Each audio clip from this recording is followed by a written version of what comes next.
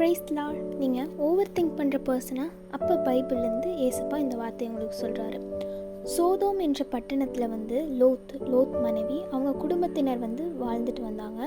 ஆண்டவருக்கு விரோதமான பல காரியங்கள் செஞ்சுட்டு வரனால ஆண்டவர் அதை பொறுப்பேற்றாமல் அந்த நாட்டை அழிக்கணும்னு சொல்லிட்டு லோத்துக்கிட்ட சொல்லும்போது, லோத்தும் அவனுடைய மனைவி குடும்பத்தார் மட்டும் நீங்கள் இந்த நாட்டை விட்டு போயிருங்க, இந்த நாட்டை நான் அழிக்க போகிறேன், ஆனால் ஒரு கட்டளை தரேன், நீங்கள் திரும்பி பார்த்தீங்கன்னா நீங்கள் உப்பு தூண் ஆயிடுவீங்க அப்படின்னு சொன்னார்.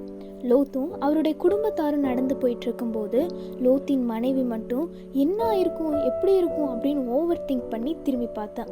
அதனால அவ உப்பு தூணா மாறிட்டான். அதே போல தான் நம்ம ஓவர் திங்க் பண்ணும்போது கஷ்டத்தை பார்த்து ரொம்ப கஷ்டப்படும் போது நம்மளுக்கு அதேவே அப்படி திருப்பி நம்ம இழக்கிறோம் நிறையா விஷயத்த. ஏன் நம்மளாக கூட இருக்கலாம், நம்மளுடைய வேலையாக கூட இருக்கலாம், நம்மளோட ஸ்டடீஸாக கூட இருக்கலாம். அந்த மாதிரி நிறையா விஷயத்த இருக்கிறோம்.